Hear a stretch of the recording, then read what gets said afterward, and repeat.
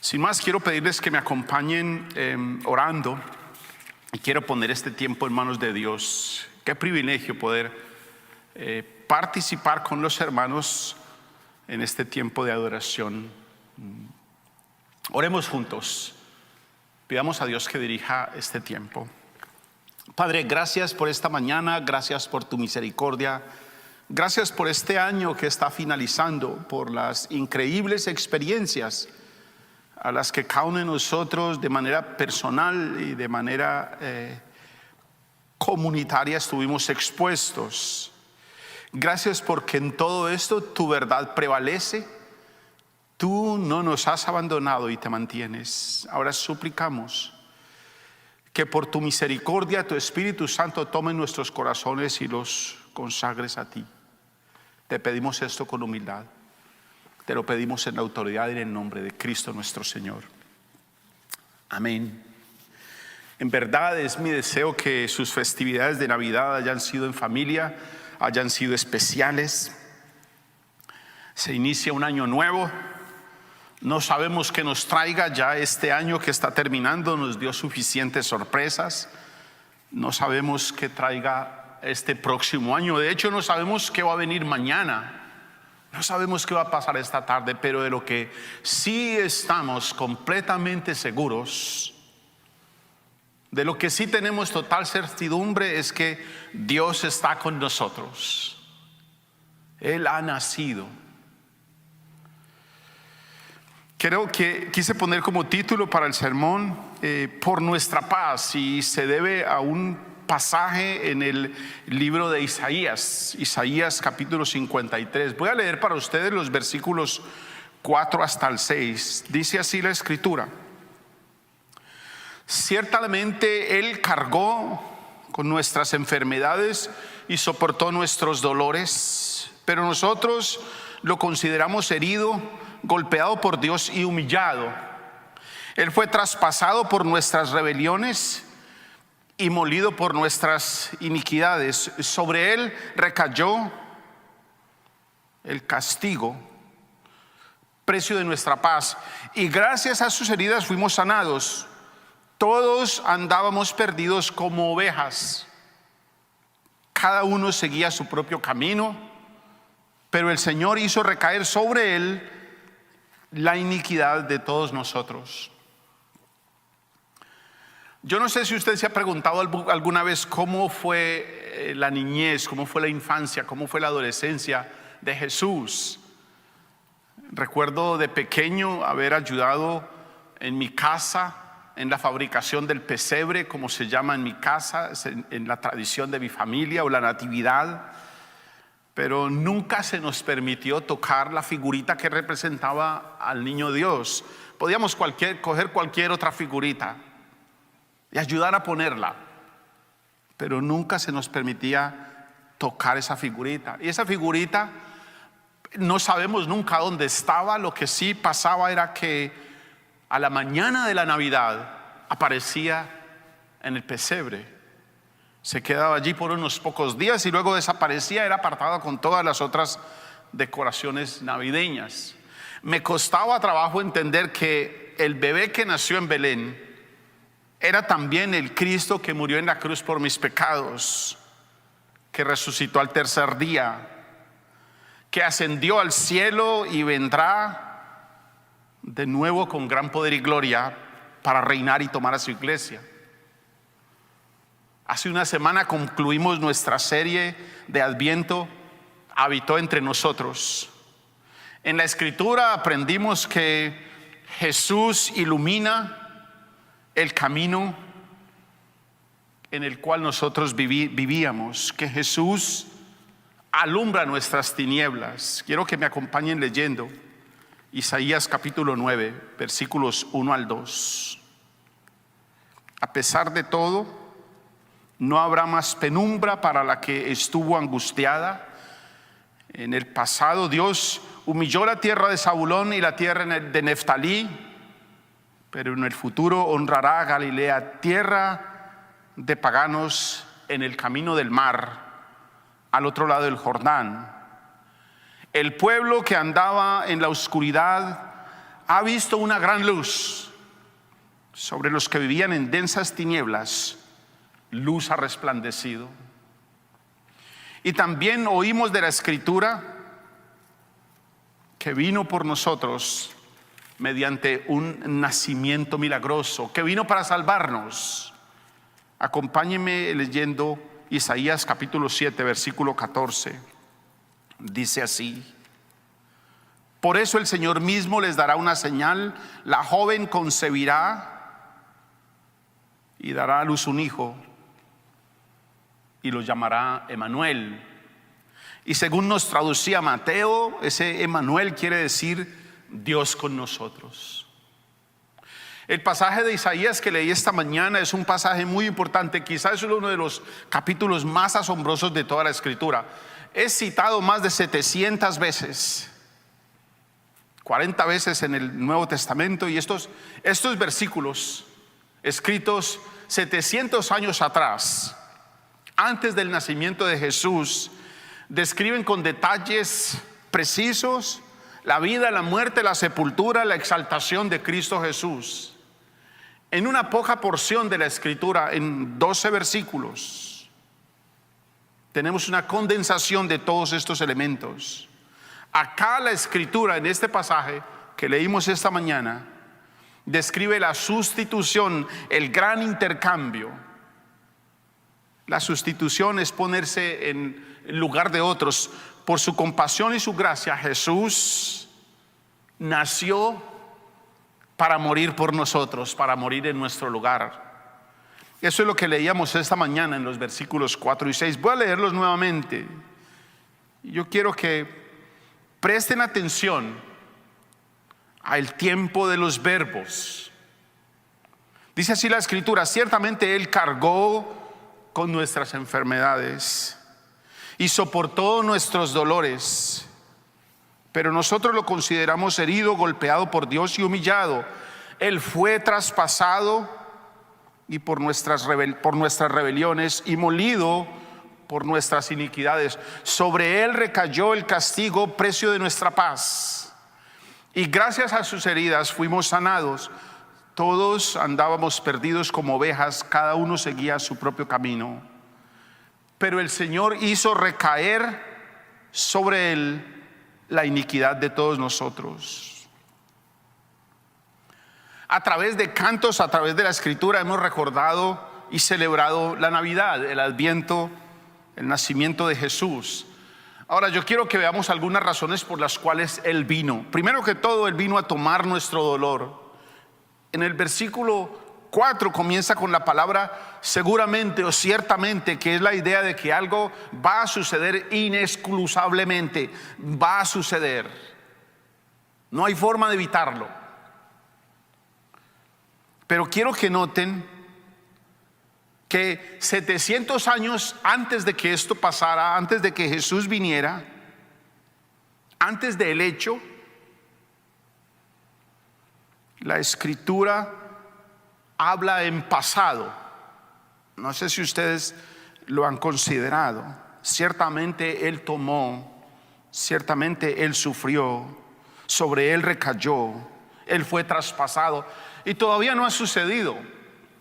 La Escritura quiere darnos a nosotros la certeza de que eso va a pasar, no hay duda.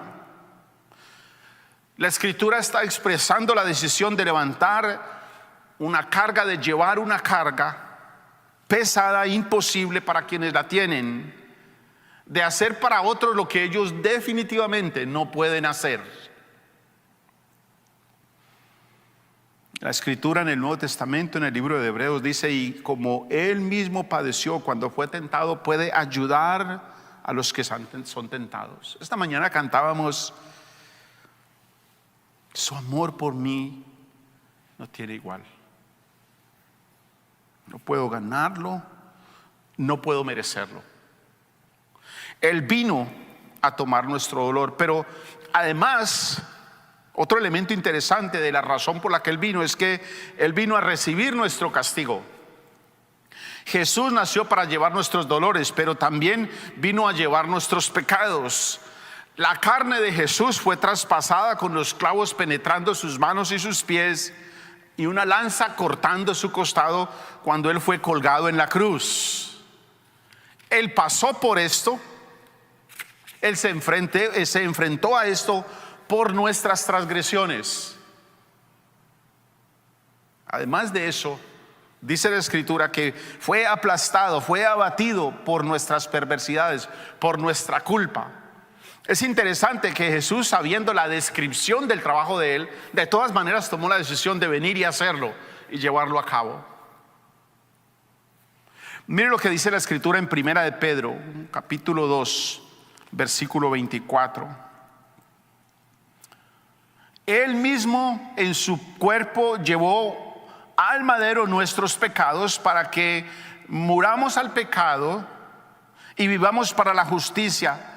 Por sus heridas, dice la Escritura, o tenemos que decir, nos repite la Escritura, ustedes han sido sanados.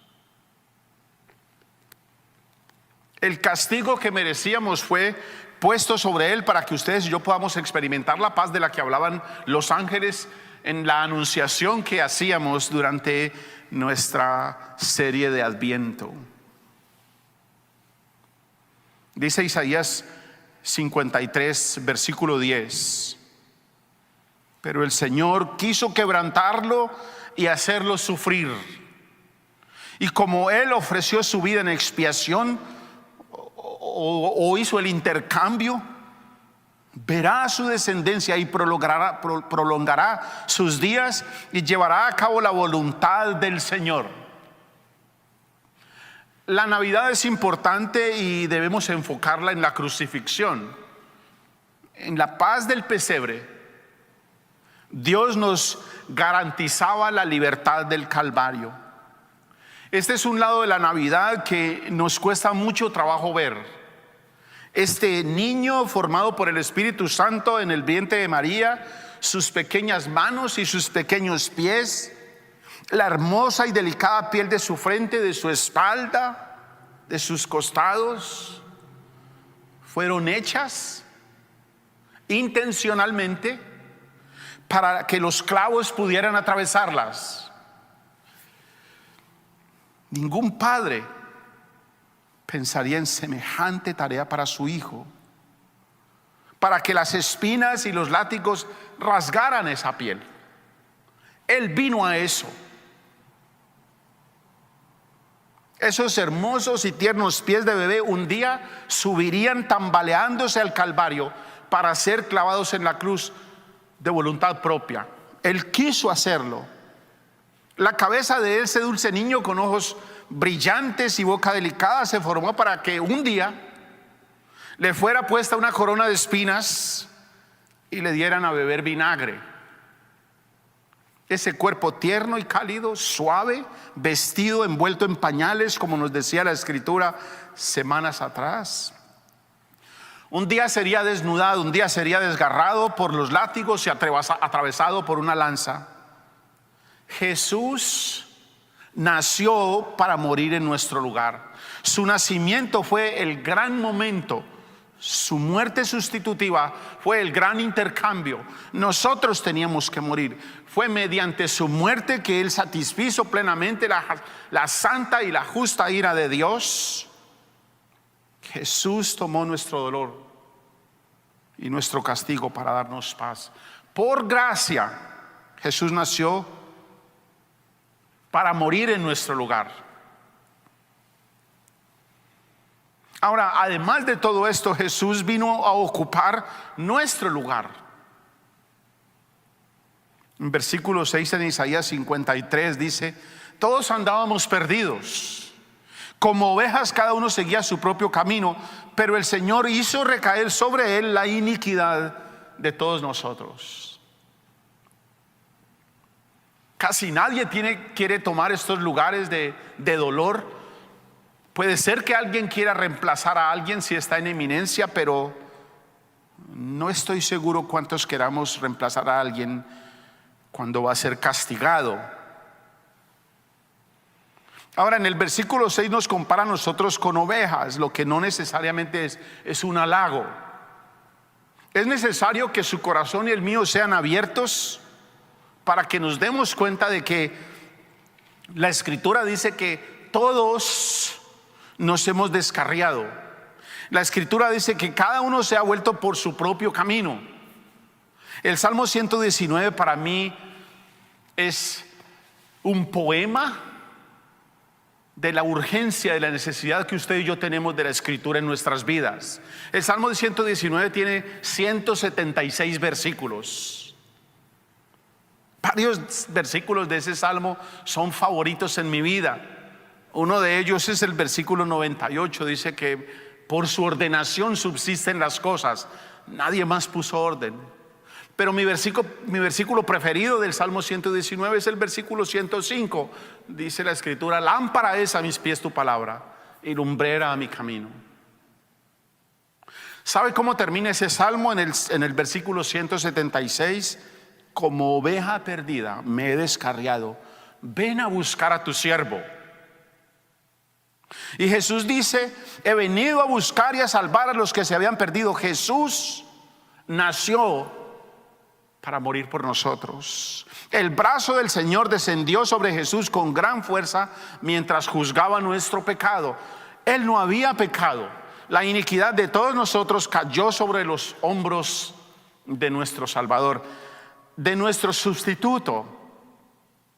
Y se produjo el gran intercambio. Quienes debíamos estar en la cruz fuimos perdonados. Y quien no merecía para nada la cruz fue por su propia voluntad a ella, para salvarnos. La sustitución es una figura muy interesante en la Escritura. Usted encuentra esa figura por toda parte. Es un tema sumamente importante. Inmediatamente después de que Adán y Eva pecaron, se rebelaron contra el Padre, Dios sacrificó unos animales y sustituyó, cubrió la culpa de ellos, la desnudez de ellos. Después Dios nos dio su ley para que nosotros andemos en ella después de habernos librado, y nosotros continuamos quebrando esta ley. En la antigüedad Dios dio sustitutos como pago para el precio de los pecados. Un animal inocente, perfecto, había de morir en lugar del pecador. La Pascua mostró como un sustituto salvó o salva de la ira de Dios a quienes han pecado y creen en esta oferta que Dios hace.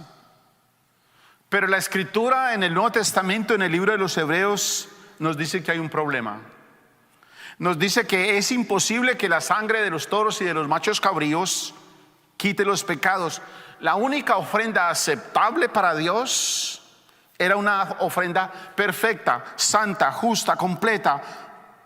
Por eso Jesús pudo pagar el precio perfecto de nuestros pecados a través de su sacrificio en la cruz. Cuando Juan el Bautista vio a Jesús, dice: he aquí el Cordero de Dios que quita el pecado del mundo. Esta es mi última frase del 2020. El hombre se ha levantado reclamando un lugar que solo les corresponde a Dios, y eso le trajo condenación. Dios ha descendido al lugar que el hombre merecía por su pecado, y eso nos trajo salvación. Hamid Jiménez, diciembre de 2020. Navidad nos libra de la presunción de que yo soy mejor que otros, porque en verdad yo no puedo ganar el cielo ni ascender al cielo por mí mismo, sino que Jesús quiso venir en Navidad para luego morir por mí en el Calvario y llevarme con Él al cielo con el Padre. Una cosa es decir que todos somos pecadores. No sé si a usted le pasa, cada vez que uno es sorprendido en algún pecado, la excusa de uno, bueno, es que todos somos pecadores. Eso es una cosa. Pero otra cosa es decir y admitir que yo soy pecador. Todos nosotros nos descarriamos, dice la Escritura, pero Isaías lo personaliza. Cada uno se apartó por su camino. Esta semana tuve una lucha pensando en este versículo y averiguando cuál es el camino que yo he tomado por el cual me he apartado de mi Padre, porque ahí dice que cada uno, y si yo soy uno, yo también me aparté. Queridos hermanos, he descubierto que es verdad. Con mucha frecuencia tomo mi propio camino, conociendo el camino de Dios, entendiendo que el Espíritu Santo está hablando a mi vida, pero con mucha frecuencia tomo mi propio camino. Fueron mis pecados los que aplastó al sustituto que Dios envió en Navidad. Yo era quien merecía la muerte, pero Él murió en mi lugar. Cuanto antes ustedes y yo lo personalicemos, mejor será para nosotros. Tendremos más paz, tendremos más libertad, tendremos una más clara identidad. Entre más rápido entendamos que cada uno nos hemos apartado por nuestro propio camino. Cuando me muevo de que somos pecadores a que soy pecador, y luego me muevo a que Él es quien me libera, recibo paz y perdón, recibo perdón y libertad. La encarnación es especialmente alegre e importante. Navidad tiene significado para la fe cristiana, porque cuando Dios se hizo hombre, tomó un cuerpo humano sin pecado que podía ser sacrificado en la cruz para satisfacer la ira de Dios. Era la única forma que ustedes y yo podríamos ser salvados, podríamos ser protegidos. Él nació para salvarnos. Tal vez usted piense que no califica porque ha pecado demasiado, o más grave aún, tal vez usted crea que no tenga de qué arrepentirse. Entonces usted está en una disyuntiva: o bien usted está confundido, o la Escritura está mintiendo, o la Escritura tiene razón y usted está confundido.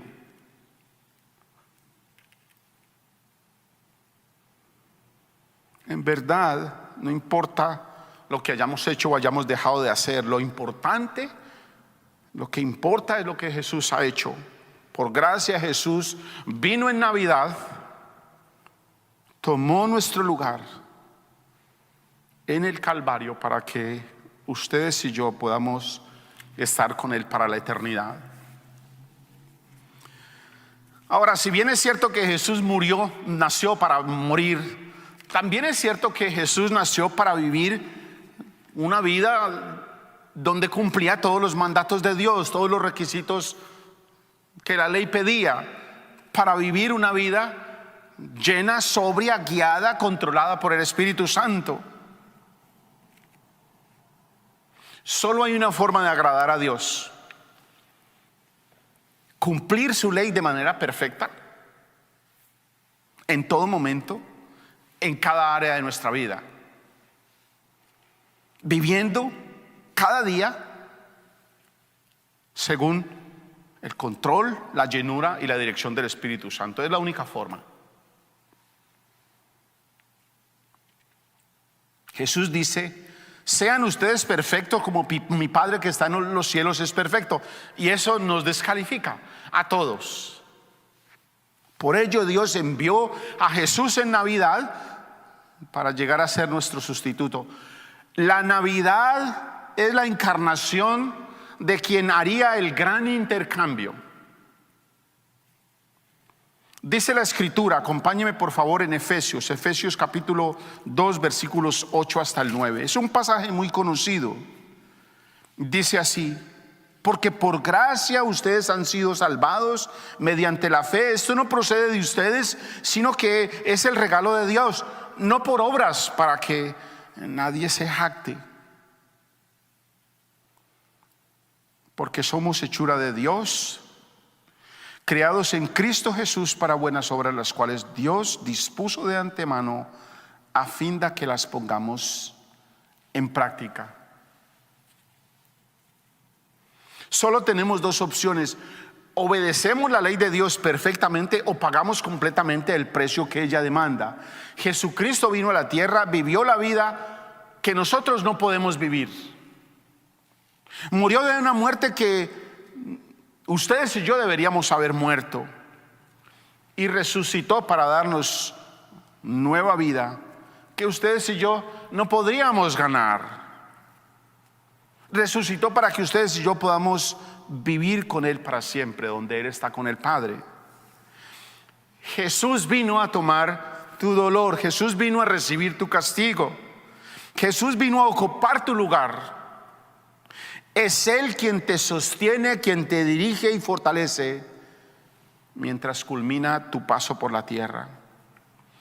Jesús vino a llevarte con Él. Pregunta esta mañana, hermanos, ¿estás listo para agradecerle por la Navidad?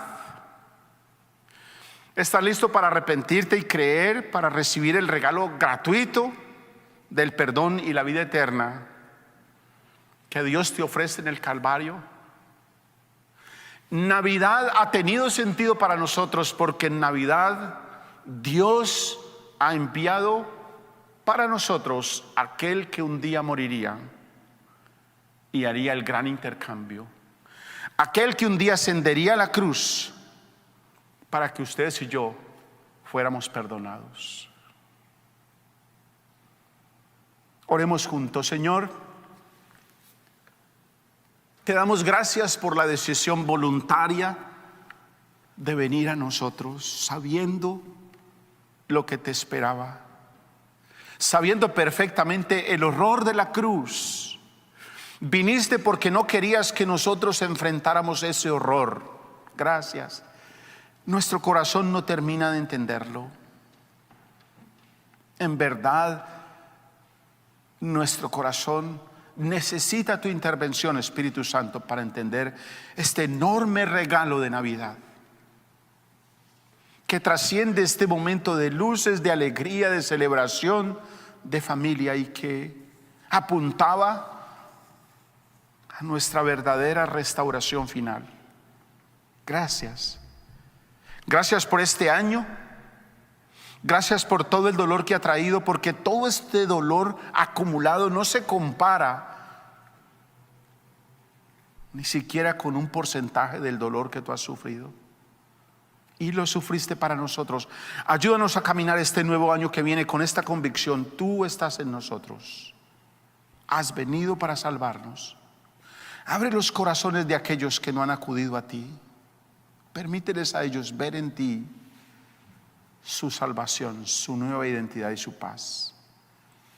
Lo pedimos juntos en la autoridad, en el nombre de Cristo nuestro Señor.